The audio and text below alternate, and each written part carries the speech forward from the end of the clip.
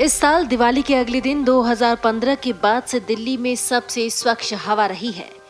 ये दिवाली और उसके एक दिन बाद दोनों पर AQI बहुत खराब श्रेणी में रहने के बावजूद 2015 के बाद दिवाली का अगला दिन सबसे साफ रहा। प्रदूषण स्तर में वृद्धि दर्ज करने के बाद पटाखे प्रतिबंध लगा दिए गए थे। दिल्ली सरकार के प्रतिबंध के बावजूद दिल्ली में पटाखे जलाए गए। केंद्रीय प्रदूषण नियंत्रण बोर्ड यानी CPCB के आंकड़ों के मुताबिक दिवाली के दिन AQI 312 था, जबकि मंगलवार को 303 था। 301 से 400 के बीच AQI को बेहद खराब माना जाता है। 2015 के बाद से उपलब्ध CPCB के आंकड़ों से पता चलता है कि दिवाली के बाद की हवा की गुणवत्ता पिछले साल सबसे खराब देखी गई थी, जब दिवाली के एक दिन बाद AQI 462 दर्ज किया गया था, जो गंभीर श्रेणी में आता है। पिछले साल दिवाली के दिन AQI 382 था। 2015 से लेकर 2019 तक लगातार 4 साल तक दिवाली के अगले दिन की हवा गंभीर श्रेणी में बनी रही।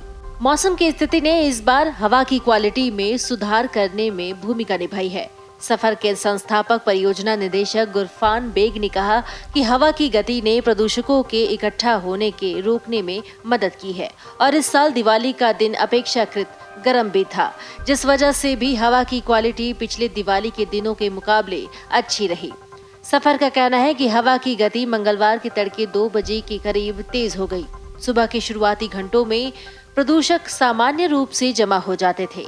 जब तापमान ठंडा होता है और सीमा की परत नीचे आती है और हवाएं धीमी हो जाती हैं, लेकिन हवा की गति तेज हो गई, जिससे फैलाव में मदद मिली। उच्चतम AQI स्तर आधी रात के आसपास दर्ज किया गया, जिसके बाद इसमें सुधार हुआ और सुबह 323 पर आ गया। इस बार कम पटाखे जलाए गए, एक ये भी वजह हो सकती है।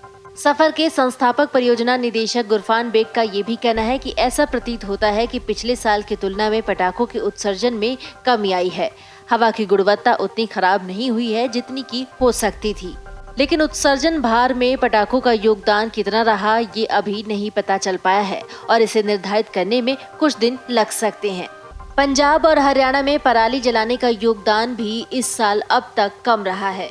बेग ने बताया कि हवा की दिशा, जो सोमवार से दिल्ली के पश्चिम दक्षिण पश्चिम दिशा से बह रही है, उत्तर पश्चिम से पराली जलाने वाले धुएं के लिए अनुकूल नहीं है।